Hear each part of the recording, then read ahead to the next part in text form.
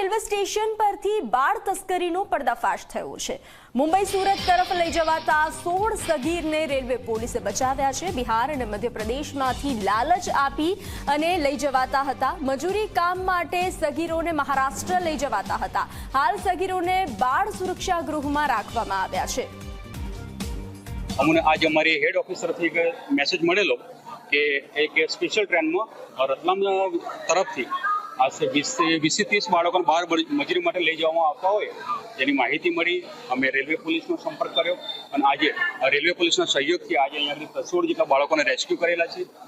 આગળ પણ અમારી સંસ્થા રેલવે પોલીસ અને તમામ સંસ્થાઓ આગળ સુરતના સ્ટેશનો પર પણ સક્રિય છે। ત્યાં પણ આ ટ્રેનમાં સ્પેશિયલ સર્ચ ઓપરેશન ચલાવવામાં આવશે અને બાળકોને રેસ્ક્યુ કરવાનું આયોજન કરેલું છે। અત્યારે અમે તમામ બાળકોને રેસ્ક્યુ કર્યા છે। ટોટલ 41 બાળકો છે, જેમાં 16 બાળકો છે એ માઇનોર છે અને તમામ સુરત જવાનું કહે છે। અમુક જે બાળકો છે એમને એના બોમ્બેની અંદર એમના કોઈ સગાવાલા મજદૂરી કરે છે, એમ્બ્રોઇડરીનું એનું કામ। તો જે 18 વર્ષ ઉપરના છે મોટાભાગે ત્યાં બોમ્બે જવાના છે એવું અત્યારે જાણવા મળ્યું છે।